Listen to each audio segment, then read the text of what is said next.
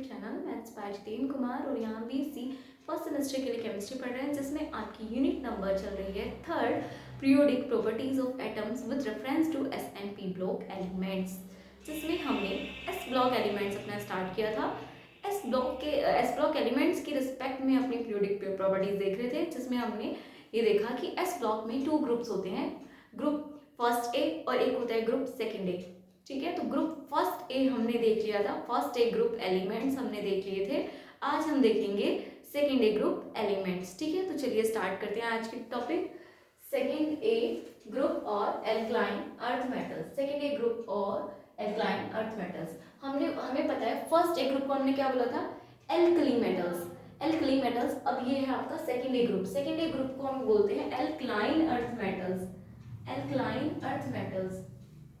ठीक है, तो आपको ध्यान रखना है first A group alkali metals, second A group alkaline earth metals. In periodic table second A group elements और आल्सो पीरियोडिक टेबल में जो सेकेंड ए ग्रुप एलिमेंट्स हैं उनको क्या कहते हैं, एल्कलाइन अर्थ मेटल्स भी कहते हैं। क्यों कहते हैं, because these elements are metallic, क्योंकि ये क्या है, मेटेलिक है, एंड देयर ऑक्साइड्स, और उनके ऑक्साइड्स और हाइड्रोक्साइड्स क्या है, बेसिक है।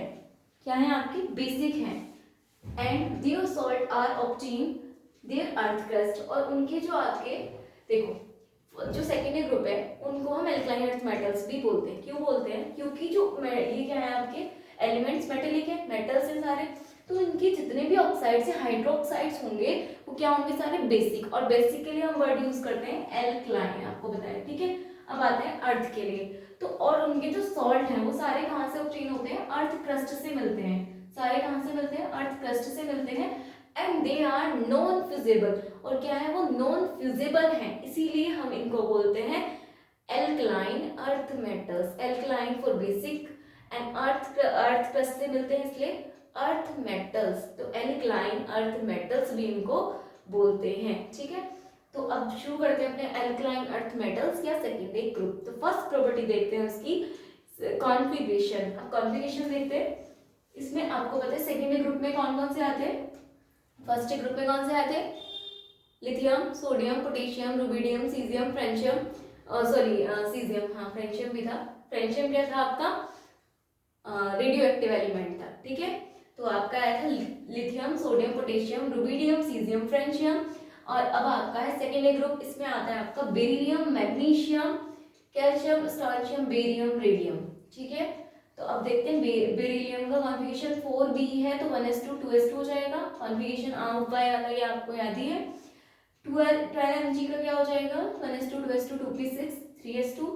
20 Ca का 1s2 2s2। यहाँ पर देखो लास्ट इलेक्ट्रॉन देखना है, इस बार भी हमें लास्ट इलेक्ट्रॉन देखना है। इस बार भी क्या जा रहा है, 2s, उस पहले में क्या गया था, 1s2 2s1 गया था। ठीक है, इस बार क्या आ रहा है, 2s2, दूसरा उसमें गया था 3s1, इसमें 3s2, 4s1 4s2 गया है, इसमें 5s2 गया है, 6s2 गया है। और ये क्या है आपका, जिन पर स्टार लगा होता है उसका मतलब होता है ये रेडियो एक्टिव एलिमेंट्स है। ठीक है, मेन मेड एलिमेंट है। ठीक है, तो इसको हमने इसलिए लीव कर दिया। यहाँ तक देखिए आप बेरियम का देख रहे हो, बेरिलियम का देख रहे हो, मैग्नीशियम, कैल्शियम, स्ट्रोंशियम, बेरियम और रेडियम, रेडियम का छोटे बेरियम तक। ठीक है, 2s2 3s2 4s2 5s2 6s2। तो लास्ट इलेक्ट्रॉन किस में जा रहा है, एस शेल में। एस सब शेल में लास्ट इलेक्ट्रॉन जा रहा है, तो एस ब्लॉक का तो हो गया, ये तो कंफर्म है कि एस ब्लॉक का है ये एलिमेंट, क्योंकि last electron S sub shell में जा रहा है। ठीक है, अब ये पता कैसे चले कि एस में भी कौन से का है, एस में भी तो 2 ग्रुप होते हैं, फर्स्ट ए और सेकेंड ए। तो आपको ध्यान रखना है फर्स्ट ए ग्रुप में क्या होगा, हमेशा एस में एक इलेक्ट्रॉन होगा। तो हम आपने देखा था 2s1 3s1 4s1 5s1 6s1 आ रहा था। और सेकेंड ए ग्रुप में क्या होता है, उसमें हमेशा फुल होता है, पूरा दो के दो एलिमेंट होते हैं, पूरा फुलफिल्ड होता है आपका एस सेक्शन। देखो 2s2 3s2 4s2 5s2 6s2। ठीक है, इसमें दोनों इलेक्ट्रॉन जा रहे हैं, दोनों कंप्लीट कर रहे हैं। ठीक है, तो कॉन्फ़िगरेशन देख के क्या क्लियर होता है, कंक्लूजन क्या निकलता है, तो इसका कंक्लूजन निकलता है कि it means that general electronic configuration of second ए, आप चाहे तो ऐसे लिख लो, नहीं तो शॉर्ट ऐसे लिख लो।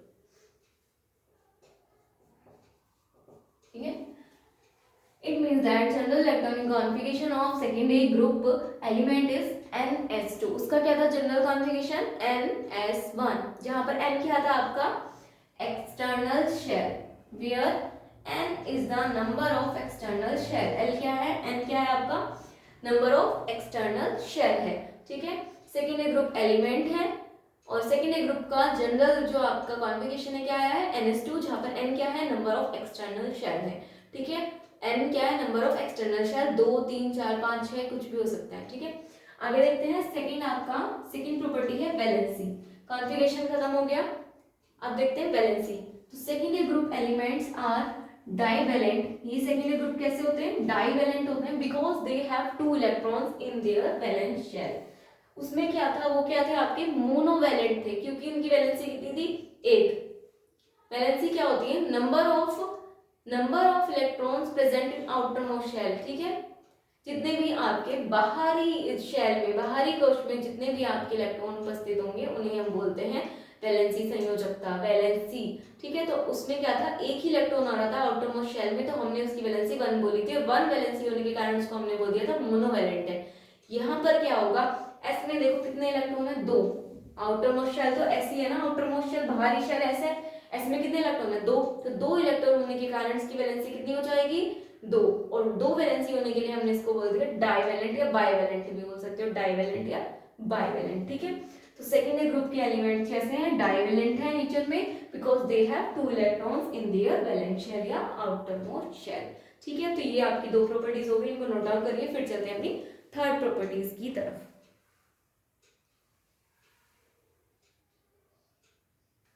चलिए आगे देखते हैं, थर्ड प्रॉपर्टीज है आपकी ऑक्सीडेशन स्टेट। तो ऑक्सीडेशन स्टेट क्या होती है सेकेंड ग्रुप की, तो सेकेंड ग्रुप एलिमेंट की ऑक्सीडेशन स्टेट होती है 2, क्यों होती है 2, क्योंकि they can donate 2 electrons of their external shell, वो अपने एक्सटर्नल शेल के 2 इलेक्ट्रॉन को इजीली डोनेट कर सकते हैं, और ऑक्सीडेशन स्टेट कितनी हो जाएगी फिर उनकी 2, ठीक है।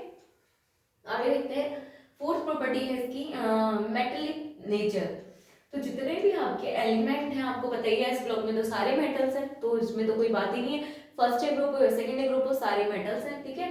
तो all elements of second group are metallic या आर मेटल्स इन नेचर, ठीक है। तो मेटेलिक प्रॉपर्टी क्या कहती है कि जितने भी एलिमेंट्स हैं सेकेंड ग्रुप में वो सारे मेटल्स हैं। फिफ्थ प्रॉपर्टी है आपकी फिजिकल स्टेट, तो जितने भी आपके एलिमेंट हैं सेकेंडरी ग्रुप में वो कैसे हैं सारे सॉलिड हैं, ठीक है, सारे सॉलिड हैं आपके, मेटल्स हैं तो सारे सॉलिड ही होंगे। तो क्या जितने भी आपके एलिमेंट्स हैं सेकेंडरी ग्रुप में वो सारे सॉलिड है, कोई भी लिक्विड या गैस नहीं है, सारे ही सॉलिड हैं, ठीक है। सिक्स प्रॉपर्टी देखते हैं रिएक्शन विद हैलोजेंस, हैलोजेंस के साथ रिएक्शन।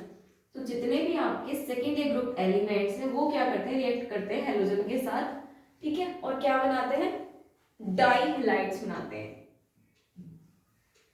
उसमें क्या बनाया था उन्होंने हैलाइड्स बनाया था, इसमें क्या बनाएंगे डाई हैलाइड बनाएंगे। तो जितने भी सेकेंडरी ग्रुप के एलिमेंट्स हैं वो सारे क्या करते हैं हैलोजन से रिएक्शन करके डाई हैलाइड्स बनाते हैं। और कौन सा डाई हैलाइड्स बनाते हैं, उनका जनरल फॉर्मूला होता है MX2।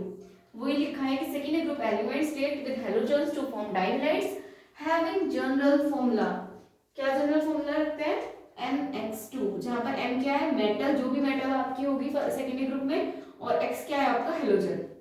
आप क्या यहाँ पर लिख सकते हो इस लाइन को लिखने से पहले कि वेयर M क्या है मेटल एंड X क्या है हेलोजन, ठीक है। अब इन सेकेंडरी ग्रुप में halides are ionic in nature, secondary group में क्या है जितने भी आपके हैलाइड्स हैं वो क्या है आपके आयनिक है नेचर में, but Be form covalent halide, लेकिन बेरिलियम ही ऐसा है जो कोवलेंट हैलाइड बनाता है, ठीक है। सारे कैसे हैं आपके सेकेंडरी ग्रुप में हैलाइड्स, जितने भी हैलाइड्स बनेंगे इसमें वो सारे ही आयनिक होंगे नेचर में, लेकिन Be जो आपका फर्स्ट वाला था ना बेरिलियम, बेरिलियम कैसे बनाता है हैलाइड्स कोवलेंट हैलाइड्स बनाता है, सिर्फ एक हैलाइड्स को छोड़कर, इसके बाकी जितने भी इसके हैलाइड्स होंगे वो सारे कोवलेंट होंगे, चाहे वो किससे हो Cl से हो, चाहे वो Br से हो या I से हो, सिर्फ F वाला जो इसका कंपाउंड है BF2 यही आयनिक होता है, बाकी जितने भी Be क्या बनाता है हैलाइड्स बनाता है वो सारे कोवलेंट होते हैं due to high polarisation power of Be। ये क्यों होता है due to high polarisation power of Be की हाई पोलराइजेशन पावर की वजह से होता है। पोलराइजेशन पावर कितनी है इसकी हाई है, हाई पोलराइजेशन पावर की वजह से क्या बनाता है पोलराइजिंग पावर है तो क्या बनाता है, कोवेलेंट बॉन्ड ही बनाता है, कोवेलेंट हैलाइड ही बनाता है। तो Be form covalent halides except Be have two. और क्यों बनाता है ऐसा, क्यों करता है ऐसा ये अकेला, due to high polarisation power of Be। तो जितने भी आपके सेकेंड ग्रुप में एलिमेंट्स है वो सारे एक तो हेलोजन से रिएक्शन करेंगे, हेलोजन से रिएक्शन करके डाई हैलाइड्स बनाएंगे, और डाई हैलाइड्स बनाएंगे उनका फॉर्मूला होगा MX2, जहां पर M कोई भी मेटल है, X कोई भी हेलोजन है। तो जितने भी आपके हैलाइड्स बनेंगे सेकेंड ग्रुप में वो सारे आयनिक होंगे नेचर में, एक्सेप्ट Be से बनने वाले हैलाइड्स। और Be में भी कौन से, सिर्फ क्या होगा, BeF2 आयनिक है, बाकी सारे कोवेलेंट होंगे। और ये कोवेलेंट हैलाइड्स ही क्यों बनाता है, क्योंकि इसकी पोलराइजेशन पावर बहुत ज्यादा है। ठीक है, चलिए अपनी 7th प्रॉपर्टी पे आते हैं, reaction with oxygen. Reaction with oxygen, तो सेकेंड ग्रुप के एलिमेंट्स ऑक्सीजन के साथ रिएक्शन करके क्या बनाते हैं, आपका ऑक्साइड्स तो बनाते ही बनाते हैं। और जनरल फॉर्मूला किसका, क्या जनरल फॉर्मूला है, MO। ठीक है, तो सेकेंड ग्रुप के एलिमेंट्स सभी ऑक्सीजन से रिएक्शन करके ऑक्साइड्स बनाते हैं, जिनका जनरल फॉर्मूला होता है MO, जहाँ पे M कोई भी मेटल है जो आपके सेकेंड ग्रुप में है। इट इज ड्यू टू, क्यों बनाते हैं ये ऐसा, it is due to their high polarization power as well as their large IP values। क्या कर क्यों बनाते हैं ऐसे, क्योंकि इनकी पोलराइजेशन पावर और जो आपकी IP वैल्यू है वो क्या है, आपका हाई है। देयर हाई पोलराइजेशन पावर और उनकी हाई IP वैल्यू की वजह से। तो सेकेंड ग्रुप एलिमेंट सारे ऑक्सीजन से रिएक्शन करेंगे, ऑक्साइड्स बनाएंगे, जनरल फॉर्मूला होगा इसका MO। और it is due to their high polarisation power, ये उनकी हाई पोलराइजेशन पावर और हाई IP वैल्यू की वजह से होता है। ठीक है, ये थे आपके 7 पॉइंट, यहाँ तक नोट डाउन करिए, फिर आगे चलते हैं, इतना नोट डाउन करिए।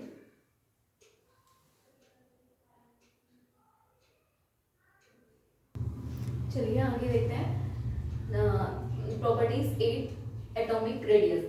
तो जितने भी एल्कलाइन अर्थ मेटल्स हैं are smaller than alkali metals.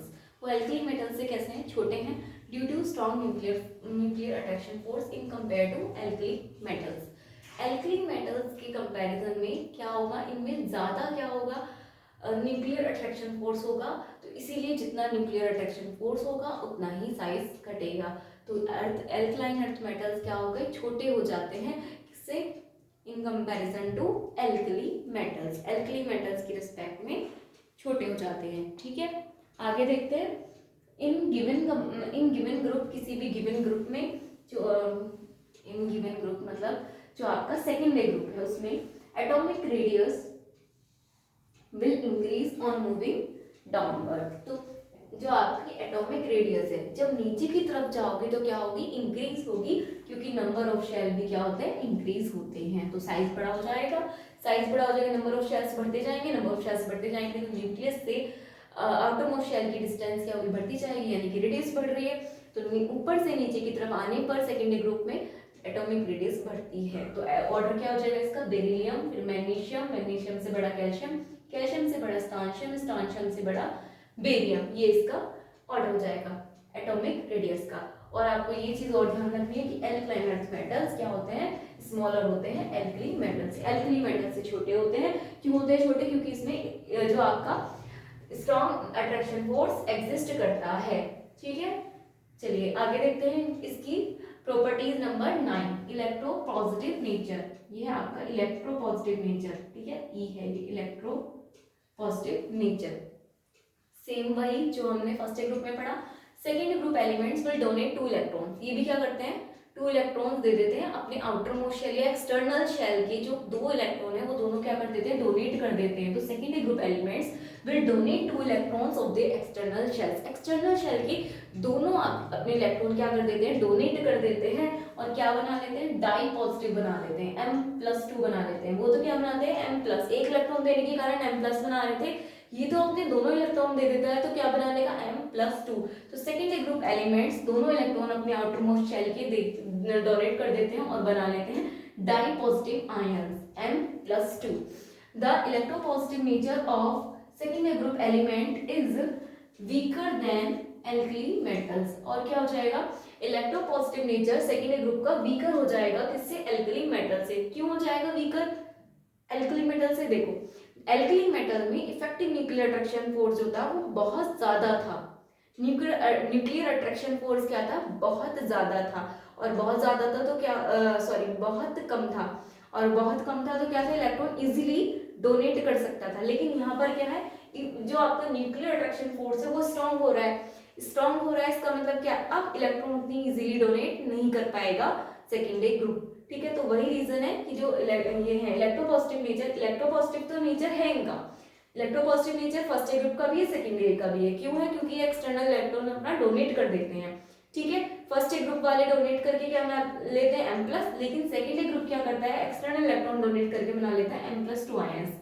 ठीक है, लेकिन ये जो इलेक्ट्रोपॉजिटिव नेचर है ना सेकेंडरी ग्रुप का, अगर हम फर्स्ट ग्रुप से कंपैरिजन करें तो सेकेंडरी ग्रुप का बहुत कम है in comparison to first group, क्योंकि यहाँ पर इफेक्टिव न्यूक्लियर अट्रैक्शन फोर्स ज्यादा हो रहा है। रीजन भी दिया हुआ है, the electropositive nature of secondary group element is weaker than alkali metal, alkali metal से कम होगा। क्यों होगा, क्योंकि it will require huge amount of energy, क्योंकि इसका क्या होगा, huge amount of energy, यानी कि IP वाला सीन आ गया यहाँ पर भी, क्योंकि यहाँ से इलेक्ट्रॉन निकालना क्या होगा, उतना मुश्किल आसान नहीं होगा जितना फर्स्ट में था, क्योंकि यहाँ पे इफेक्टिव न्यूक्लियर अट्रैक्शन फोर्स बहुत ज्यादा है।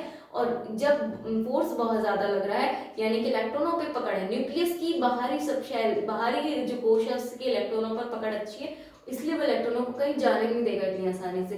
तो हमें जब भी इसके बाहरी कोश से, एक्सटर्नल शेल से इलेक्ट्रॉन रिमूव कराना होगा तो ह्यूज अमाउंट ऑफ एनर्जी देनी पड़ेगी, तो इसलिए थोड़ा मुश्किल है। ठीक है, तो यहाँ पर क्या लिखा है कि जो इलेक्ट्रोपॉजिटिव नेचर है सेकेंडरी ग्रुप का फर्स्ट ग्रुप से कम होता है, क्योंकि ये छोटे होते हैं, तो साइज में साइज छोटा है, तो न्यूक्लियस का जो इफेक्टिव न्यूक्लियर अट्रैक्शन फोर्स है एक्सटर्नल शेल के इलेक्ट्रॉनों पे वो ज्यादा होता है। ज्यादा होता है तो इलेक्ट्रॉन उतनी आसानी से नहीं जा सकते जितना फर्स्ट में जा रहे थे, ज्यादा आसानी से नहीं जा सकते, तो हमें ज्यादा एनर्जी देनी पड़ेगी इलेक्ट्रॉन निकालने के लिए, रिमूव कराने के लिए। तो वही है, जब एनर्जी ज्यादा देनी पड़ेगी यानी कि IP की वैल्यू ज्यादा हो गई, तो इनका इलेक्ट्रोपॉजिटिव नेचर कैसा हो गया, कम हो गया। आसानी से इलेक्ट्रोपॉजिटिव पॉजिटिव थोड़ा ना नेचर शो कर रहे हैं। ठीक है, हमें जबरदस्ती ज्यादा अमाउंट ऑफ एनर्जी देकर कराना पड़ रहा है। तो इलेक्ट्रोपॉजिटिव नेचर तो है लेकिन सेकेंडरी का फर्स्ट से कम है।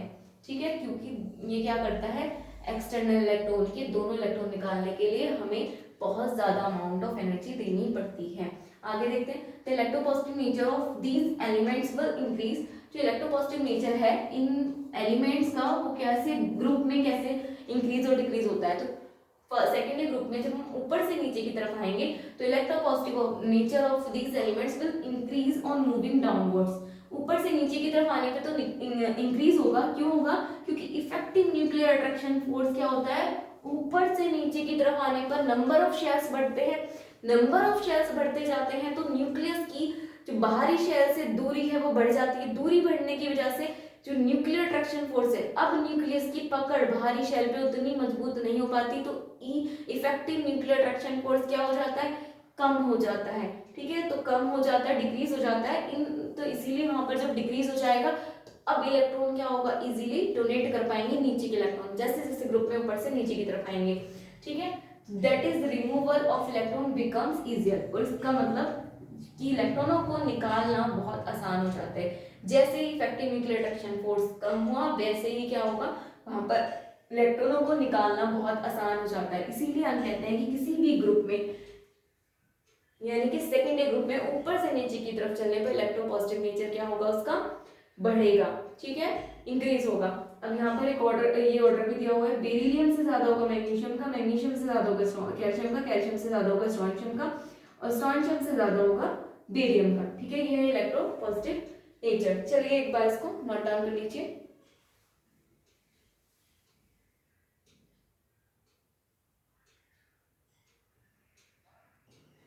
चलिए सभी ने नोट डाउन कर लिया होगा। तो आज की क्लास के लिए इतना रखते हैं, बाकी इसके आगे की प्रॉपर्टीज हम नेक्स्ट लेक्चर पे कवर करेंगे। ठीक है, तो आज की क्लास के लिए इतना ही। Thank you and keep learning.